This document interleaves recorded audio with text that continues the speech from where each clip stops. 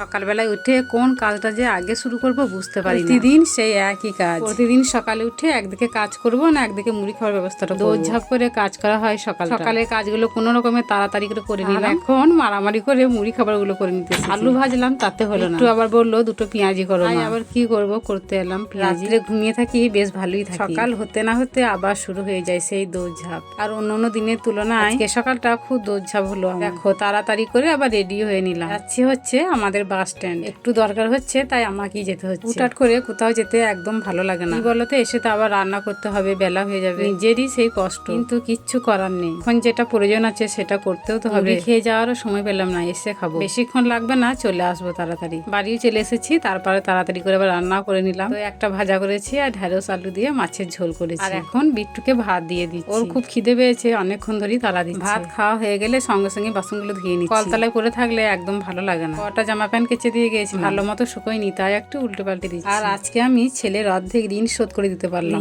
নিজেকে খুব খুশি খুশি মনে হচ্ছে। উঠতে বসতে শুধু খোঁটা দিত, কবে আমার টাকাটা শোধ করে দেবে। ওকে ওর মাসিমণি আর দুধু 600 টাকা দিয়েছে, আর সেই টাকাটা নিয়ে আমি সংসারে খরচা করে দিয়েছিলাম। জ্বালাই পড়েছিলাম দিয়ে। আজকে ওকে এই নতুন ব্যাগটা কিনে দিলাম, বললাম যা তোর ঋণ শোধ করে দিয়েছি। আর আমরা যে টাকাগুলো দিই 10-20 টাকা, সেগুলো টাকা না, টাকাটাই টাকা। তবু আবার বলছে যাও সুদ নিইনি সেই ভালো। গন্ডা হিসেবে ওর কোনো 200 টাকা পাওনা আছে তাই বলছে।